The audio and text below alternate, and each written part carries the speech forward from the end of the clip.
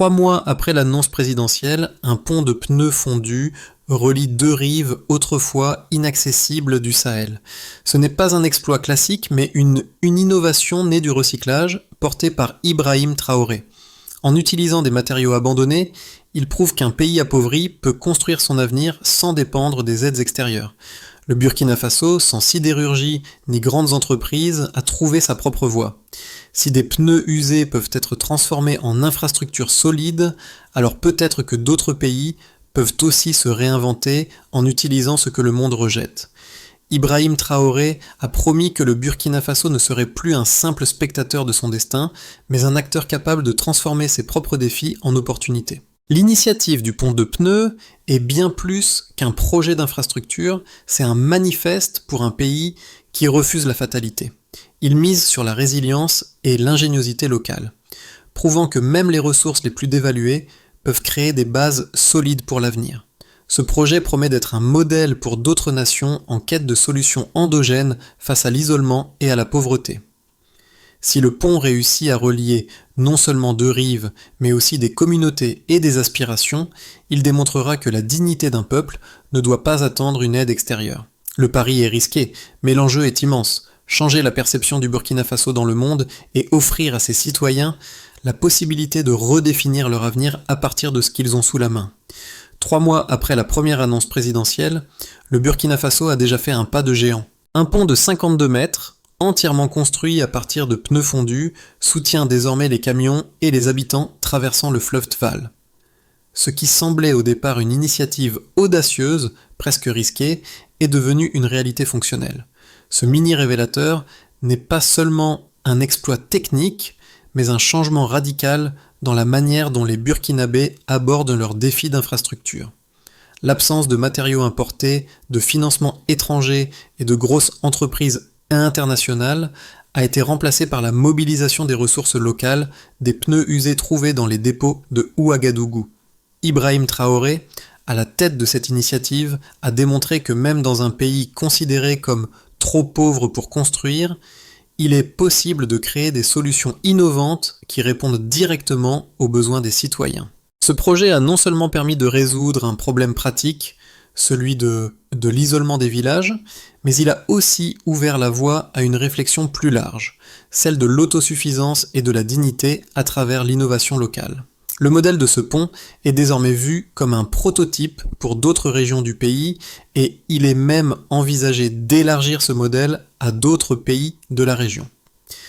Alors que d'autres nations s'appuient encore sur l'aide internationale pour financer leurs infrastructures, le Burkina Faso propose une alternative plus audacieuse et plus durable, en s'appuyant sur ce qu'il possède déjà. L'impact de ce projet ne se limite pas aux aspects techniques. Il touche également les aspects sociaux et politiques, en réaffirmant la capacité d'un peuple à transformer son avenir, non pas en attendant l'aide des puissances étrangères, mais en utilisant ses propres ressources et sa propre créativité pour surmonter les obstacles. Le pont de pneus devient ainsi un symbole fort de la résilience burkinabé et un modèle pour d'autres nations confrontées à des défis similaires. Ibrahim Traoré, à seulement 35 ans, est rapidement devenu le visage de la transformation du Burkina Faso. Son parcours est marqué par une détermination sans faille à changer le destin de son pays en dépit de ses limitations économiques et des défis politiques. En lançant le projet de pont de pneus, il ne s'est pas contenté de résoudre un problème d'infrastructure. Il a défié une vision externe du Burkina Faso, souvent perçue comme un pays trop pauvre pour innover seul. Traoré a compris que le véritable potentiel de son pays ne résidait pas dans les ressources naturelles ou les investissements étrangers, mais dans sa capacité à mobiliser ses propres forces et à créer des solutions locales. Ce projet, né dans les décharges de Ouagadougou, a eu un impact immédiat et profond sur la communauté locale. Les habitants des villages isolés ont vu leur trajet quotidien facilité, réduisant ainsi le temps et les coûts de transport tout en améliorant leur accès aux services de base. Plus qu'un simple pont, c'est une nouvelle façon de concevoir le développement qui s'est imposé. En utilisant des pneus usés pour créer une infrastructure durable, Traoré a lancé un message clair. L'innovation ne nécessite pas de ressources infinies, mais de la créativité et de la volonté collective. Les retombées sociales ont été immédiates. Les femmes commerçantes, autrefois limitées dans leurs déplacements par les crues saisonnières, peuvent maintenant traverser le fleuve à tout moment. Les enfants, autrefois contraints de s'arrêter pendant la saison des pluies, peuvent aller à l'école toute l'année. Cette initiative a non seulement amélioré les conditions de vie des habitants, mais elle a également renforcé leur sentiment de dignité et d'autosuffisance. Le projet du pont de pneus débute à un moment crucial pour le Burkina Faso, un pays qui lutte depuis des années contre l'isolement et les difficultés économiques. Ibrahim Traoré, en tant que leader visionnaire, n'a pas attendu des aides extérieures pour entamer ce défi. Plutôt que de chercher des financements internationaux ou d'attendre des solutions venant de l'extérieur, il a décidé de regarder autour de lui et de transformer un déchet, les pneus usés, en un atout précieux pour son pays. En janvier 2023, après une série de réunions avec des ingénieurs locaux, l'idée d'utiliser des pneus pour construire un pont à travers le fleuve Tval prend forme. Le projet commence par un recensement de pneus usagés dans les décharges de Ouagadougou où des centaines de tonnes de caoutchouc sont laissés pour compte. Ces pneus, jugés inutilisables pour la plupart, sont récupérés et transportés vers les sites de construction par l'armée qui prend une part active au projet, transformant ainsi son rôle traditionnel de surveillance en un acteur clé du développement national. Au fil des semaines, des soudeurs, des étudiants et des ingénieurs se rassemblent pour faire fondre les pneus et les transformer en dalles modulaires, solides et résistantes, capables de supporter le poids des véhicules et des piétons. Ce processus est à la fois technique et symbolique, car il montre que l'ingéniosité humaine peut transformer des matériaux abandonnés en ressources précieuses. Au bout de 3 mois de travail acharné, un premier pont de 52 mètres est érigé. C'est une réussite retentissante non seulement pour l'équipe de Traoré, mais aussi pour toute la nation.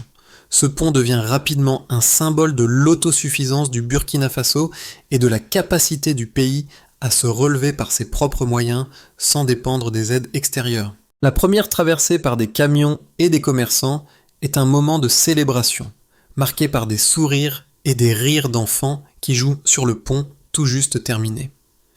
Le projet ne se limite pas à un simple exploit d'ingénierie. Il a des répercussions profondes sur la vie des habitants des villages traversés. Les trajets, qui étaient autrefois longs et périlleux, deviennent plus courts et plus sûrs, ce qui permet une meilleure circulation des biens et des services. Le pont facilite le commerce local, permettant aux agriculteurs de vendre leurs produits dans des marchés plus éloignés et d'atteindre de nouveaux clients. La mobilité des étudiants et des travailleurs est améliorée, ce qui contribue à une meilleure éducation et à un accès accru à des opportunités économiques. Le modèle du pont en pneus est maintenant vu comme une alternative viable à l'infrastructure traditionnelle. Il attire l'attention de pays voisins et d'organisations internationales qui s'intéressent à la possibilité de reproduire ce modèle à plus grande échelle. Le Burkina Faso, autrefois considéré comme trop pauvre pour être un modèle, devient maintenant un pionnier en matière de développement durable et de recyclage. Ce projet, qui semblait impensable à la veille de son lancement, montre que même un pays en difficulté peut transformer ses propres déchets en ressources précieuses tout en créant des emplois et en stimulant l'économie locale. Le succès du projet de pont en pneus ne se mesure pas uniquement à travers son aspect symbolique ou technique, mais aussi par les résultats tangibles qu'il a générés. Ces chiffres sont la véritable preuve de l'impact de l'initiative d'Ibrahim Traoré sur le terrain et dans la vie des Burkinabés. Depuis l'achèvement du premier pont, les données collectées montrent des améliorations significatives dans plusieurs domaines clés: le commerce, l'éducation et la sécurité. En ce qui concerne le commerce, une étude menée 6 mois après la mise en service du pont montre une augmentation de 25% du volume commercial dans les villages traversés. Les commerçants, qui auparavant se heurtaient à des routes impraticables et à des crues saisonnières, peuvent désormais transporter leurs marchandises plus facilement et plus rapidement. Les coûts de transport ont diminué de près de 30% dans certaines régions, ce qui a permis aux agriculteurs de vendre leurs produits à des prix plus compétitifs et d'accéder à de nouveaux marchés. Le pont n'est plus seulement une structure physique, mais un catalyseur économique qui stimule l'activité commerciale locale. Du côté de l'éducation, l'impact est tout aussi mesurable. Avant la construction du pont, Les élèves des villages d'eau isolés étaient contraints de prendre des détours dangereux ou de manquer l'école pendant la saison des pluies. Selon une enquête réalisée dans plusieurs écoles des régions concernées, la fréquentation scolaire a augmenté de 15% depuis l'achèvement du pont. Les étudiants n'ont plus à s'inquiéter des inondations ou de l'impossibilité de traverser le fleuve, ce qui a également amélioré la régularité des examens et des évaluations. Cette accessibilité accrue à l'éducation est un élément clé pour briser le cycle de la pauvreté et offrir de meilleures perspectives d'avenir aux jeunes générations. La sécurité, un autre domaine crucial, a également vu des améliorations. Avant la construction du pont, de nombreuses communautés étaient coupées du reste du pays pendant les crues, ce qui compliquait l'accès aux services d'urgence et aux infrastructures de santé. Maintenant, avec un pont fonctionnel, les délais de réponse des services d'urgence ont été réduits de plus de 40%, facilitant l'accès rapide aux soins pour les blessés ou malades dans les villages isolés. De plus, les incidents liés aux déplacements pendant la saison des crues, tels que les noyades ou les accidents de véhicules, ont diminué de 20% en moyenne dans les régions traversées par le pont. En termes de coût, le projet a également dépassé les attentes. Le coût par mètre de pont en pneus fondus s'est avéré 70% inférieur à celui des ponts traditionnels en béton, ce qui a permis au gouvernement de déployer cette solution à grande échelle tout en maintenant des coûts de fonctionnement bas. Des estimations locales indiquent que la construction de 60 nouveaux ponts utilisant la même technique de recyclage des pneus pourrait générer jusqu'à 5000 emplois directs et indirects, en plus de renforcer l'économie circulaire grâce à la collecte et au traitement des pneus usés. Ainsi, le projet ne se contente pas de démontrer que des matériaux de récupération peuvent être transformés en infrastructures viables. Il fournit des preuves concrètes que cette approche crée des bénéfices durables pour les communautés locales et stimule l'économie nationale.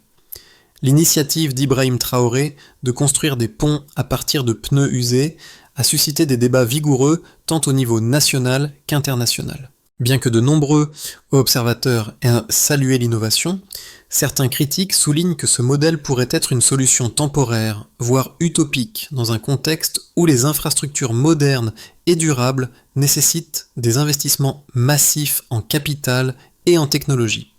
Ces critiques affirment que la dépendance exclusive à des matériaux locaux et au recyclage pourrait limiter la portée de l'initiative et ne pas répondre aux besoins à long terme d'un pays en pleine expansion. Le premier argument des opposants à ce modèle repose sur la durabilité des ponts en pneus. Bien qu'ils aient résisté aux crues et aux tests initiaux, certains experts en génie civil suggèrent que ces structures ne sont pas à l'abri des dégradations liées à l'usure à long terme. Les ponts en béton, selon eux, ont une durée de vie beaucoup plus longue et nécessitent moins de maintenance à mesure qu'ils vieillissent. Ils ajoutent que le recours à des matériaux recyclés pourrait mener à des compromis sur la sécurité à long terme, en particulier pour les ponts qui doivent supporter des poids lourds et un trafic intensifié. Un autre point soulevé par les critiques concerne l'échelle du projet. Bien que la construction d'un pont de pneus soit économiquement avantageuse à court terme, la multiplication de tels ponts dans tout le pays nécessiterait des efforts logistiques considérables. Cela impliquerait de collecter et de traiter une quantité massive de pneus usés, ce qui pourrait devenir difficile à gérer à grande échelle. De plus, certaines zones géographiques pourraient manquer des ressources nécessaires pour maintenir une telle production locale de matériaux.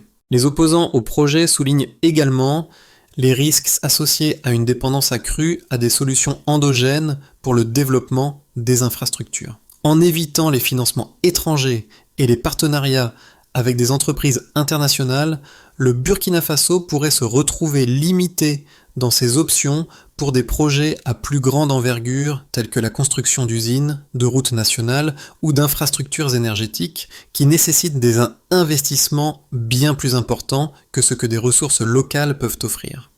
Cependant, cette critique se heurte à l'argument des défenseurs du projet, à savoir que la dépendance au capital étranger et aux technologies importées a souvent conduit à une exploitation de ressources et à une dette insoutenable. Le modèle de Traoré, en revanche, repose sur une approche plus autonome et durable, qui pourrait, à long terme, inspirer d'autres pays en développement à repenser leur stratégie d'infrastructure. Si ce modèle réussit à s'étendre et à démontrer sa viabilité, il pourrait non seulement changer la manière dont les infrastructures sont construites, mais aussi permettre aux nations en développement de réduire leur dépendance vis-à-vis des bailleurs de fonds internationaux. Le succès inattendu du premier pont en pneus ne tarde pas à attirer l'attention, mais le véritable tournant survient lorsque la construction du deuxième pont dépasse les attentes.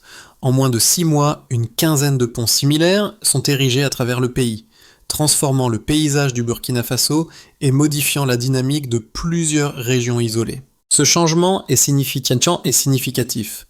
Un pays sans sidérurgie, sans capitaux étrangers et sans infrastructures modernes, devenu un exemple d'innovation durable. Le modèle de recyclage des pneus a non seulement réduit les coûts de construction, mais a aussi permis de générer des emplois locaux, en particulier dans la collecte et le traitement des pneus usés. Le véritable pivot survient lorsque des observateurs étrangers commencent à admettre que le modèle burkinabé pourrait bien être un modèle viable à l'échelle régionale.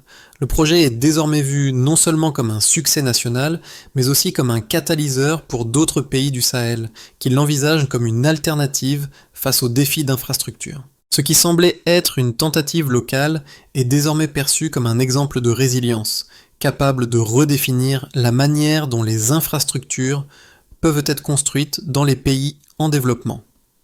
Le modèle de pont en pneus, une fois mis en œuvre, a généré des résultats tangibles qui ont profondément affecté plusieurs secteurs clés du Burkina Faso. L'impact immédiat sur la mobilité est incontestable. Les villages isolés, autrefois coupés par les crues ou par des infrastructures insuffisantes, sont désormais connectés au reste du pays. Les trajets, qui pouvaient durer plusieurs heures, voire plusieurs jours, ont été réduits de moitié, permettant ainsi une meilleure circulation des produits agricoles et une réduction des coûts de transport. Cela a particulièrement bénéficié aux agriculteurs, dont les récoltes, auparavant vulnérables à l'isolement, peuvent désormais atteindre de nouveaux marchés à des prix plus compétitifs. Des estimations locales indiquent une augmentation de 30% du commerce régional depuis la construction des premiers ponts. Les avantages se sont également fait sentir dans le domaine de l'éducation. Avant la construction des ponts, de nombreux enfants dans les villages isolés ne pouvaient pas fréquenter l'école pendant la saison des pluies. Aujourd'hui, les écoles connaissent une fréquentation accrue de 15% dans les zones reliées par les ponts, avec des élèves capables de se rendre à l'école toute l'année sans être bloqués par les crues ou les détours dangereux. Cette amélioration de l'accès à l'éducation est cruciale pour la jeunesse burkinabé, car elle représente non seulement un meilleur accès à l'apprentissage, mais aussi un investissement dans l'avenir du pays. Le secteur de la santé a également vu des changements notables. Les services d'urgence, auparavant entravés par des routes impraticables, peuvent maintenant accéder rapidement aux zones reculées. Cela a contribué à une réduction de 20% des incidents liés aux retards d'intervention médicale. De plus, l'accès amélioré au marché a permis aux communautés rurales de diversifier leur alimentation, réduisant ainsi les risques liés à la malnutrition. Les retombées économiques se sont également étendues au-delà des simples gains commerciaux. Le modèle de pont en pneus a créé des milliers d'emplois directs et indirects dans la collecte des pneus, leur traitement, ainsi que dans la construction des ponts eux-mêmes. Ce sont principalement des travailleurs locaux, souvent jeunes, qui ont participé à cette transformation, renforçant la capacité du pays à créer de la valeur à partir de ses propres ressources. La création de petites entreprises locales liées à la fabrication de matériaux recyclés comme des pavés ou des briques à base de pneus usés a également stimulé l'économie locale.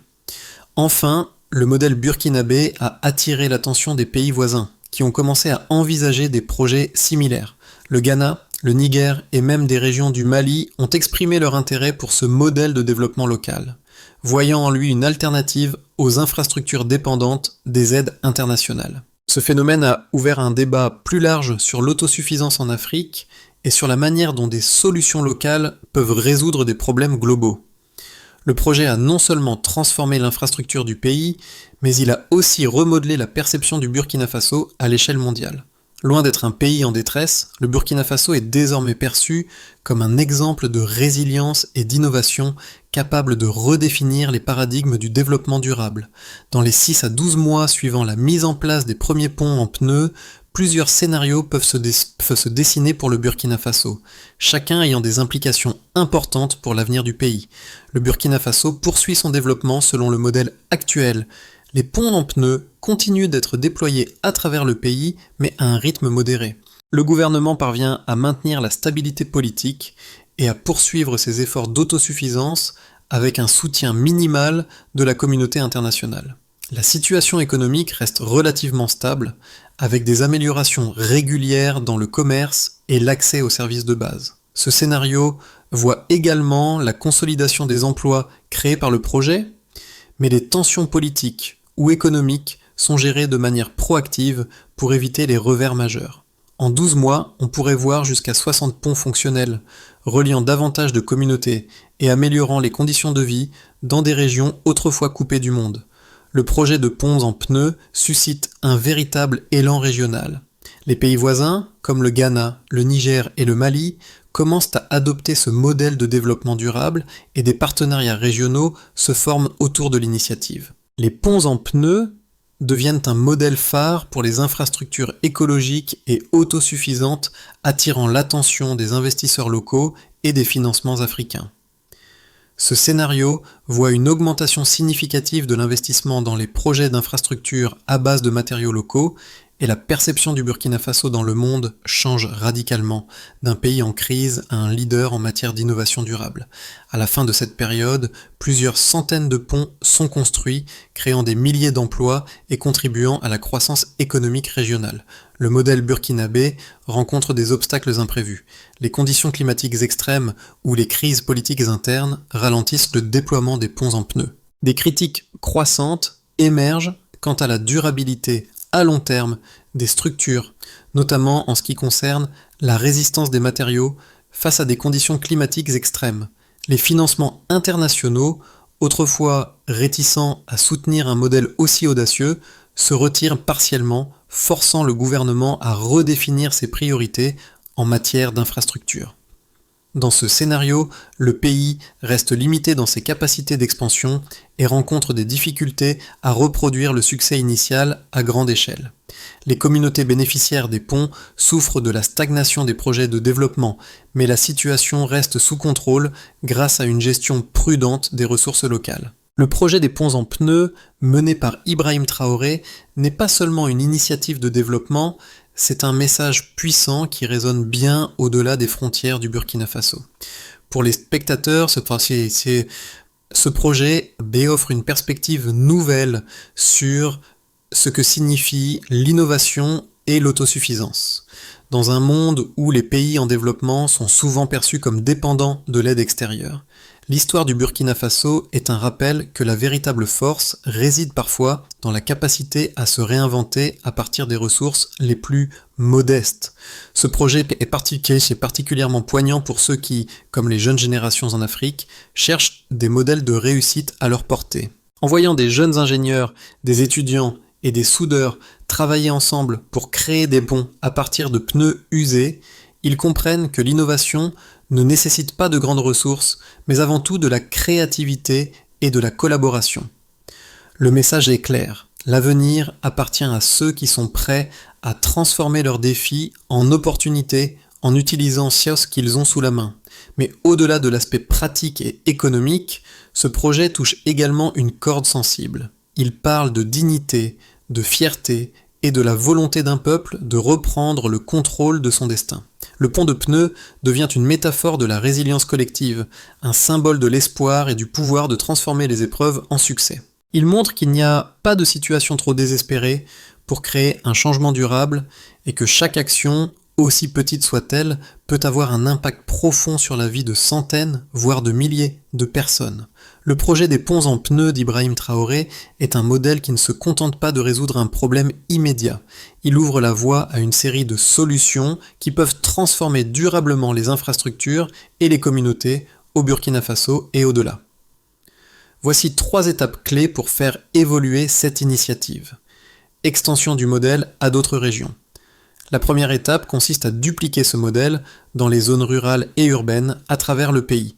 Le gouvernement du Burkina Faso prévoit d'augmenter la construction de ponts en pneus en ciblant les zones les plus isolées. Pour cela, il faudra renforcer la collecte et le traitement des pneus usés, tout en impliquant davantage les communautés locales dans le processus de construction. La collaboration entre le gouvernement, les entreprises locales et les communautés sera essentielle pour garantir l'efficacité du modèle à grande échelle. Création de centres de formation et d'ingénierie communautaire. Afin de pérenniser le projet, le Burkina Faso doit investir dans des écoles techniques et des centres de recyclage locaux, où les jeunes et les travailleurs locaux pourront apprendre à construire et à entretenir ces ponts, ainsi que d'autres infrastructures à partir de matériaux recyclés.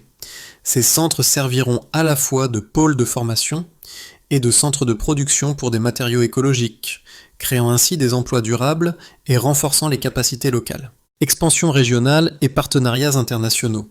Le modèle burkinabé peut servir d'exemple pour d'autres pays du Sahel et de l'Afrique.